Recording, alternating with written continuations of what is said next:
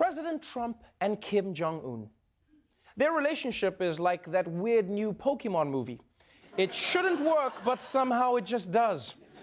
So when they met for their second summit meeting today, everyone wanted to see how they would hit it off. The president kicking off his high-profile second summit with North Korea's leader Kim Jong-un. The two met just this morning for dinner, evening time there, and a one-on-one conversation.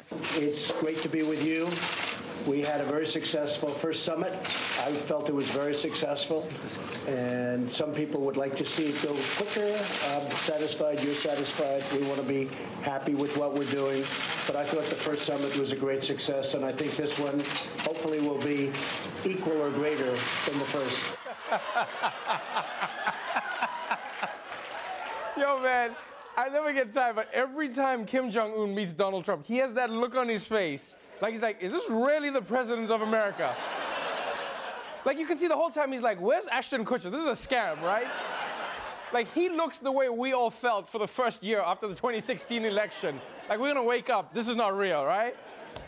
Also, this isn't exactly biting political commentary, but I will say it is astounding how weird these two men look. Just look at them, like they're so geometric, right?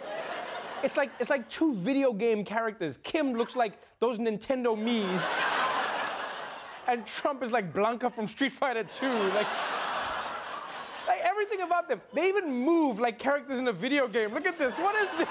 It's like, no, turn the other way. What are you doing? They're just weird, man. They're weird looking. Like, I bet if they posed for a caricature artist in the park, the guy would just be like, there's nowhere to go. I'll just put them on a skateboard. God's already done the work. All right, let's move on to some more news taking place overseas. Because while these two were discussing what to do about nuclear weapons, India and Pakistan were also thinking about things to do with their nuclear weapons. Pakistan says its Air Force shot down 2 Indian warplanes after they crossed a boundary in the disputed territory of Kashmir. Earlier, Pakistani fighter jets executing a bombing run, making this the first time these two countries have both deployed warplanes against each other since their last war almost 50 years ago. But the big difference this time is that both countries now have nuclear weapons. Well, that doesn't sound good. And if you're not familiar with the situation between India and Pakistan, just think of it this way. Imagine Cardi B and Nicki Minaj. Now, imagine they both have nuclear weapons. Yeah, this is slightly less dangerous than that. That's what I'm saying.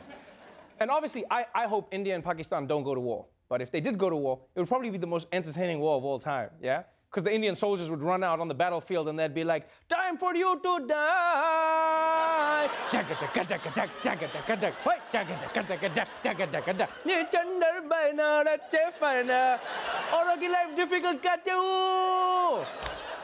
It would also be the longest war of all time. Another dance number? And finally, sorry, I love Bollywood, I'm sorry, I do. Some news closer to home.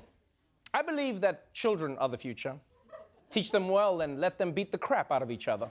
In Canada, when it comes to recess and playground time, some elementary schools are experimenting with the idea of letting their students play rough. These pilot projects will set up supervised rough play zones in the schoolyard.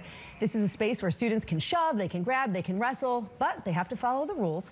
Participation has to be voluntary. There's no kicking, there's no hitting, biting, or throwing objects. The idea is to let some students who may be considered maybe a little more rambunctious to get their energy out. That's right. Schools in Canada are setting aside a part of their playground for kids to basically beat each other up. You see all the fun you can have when your country has free healthcare? Huh? You see?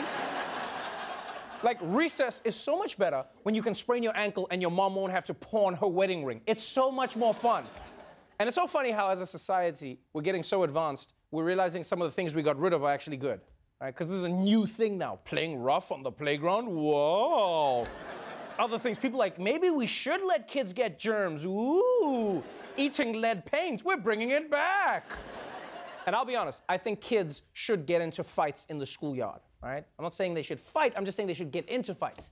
Because can you imagine if you never get pushed as a kid, and then when you're like 35 years old, you get pushed for the first time? You wouldn't know what was happening.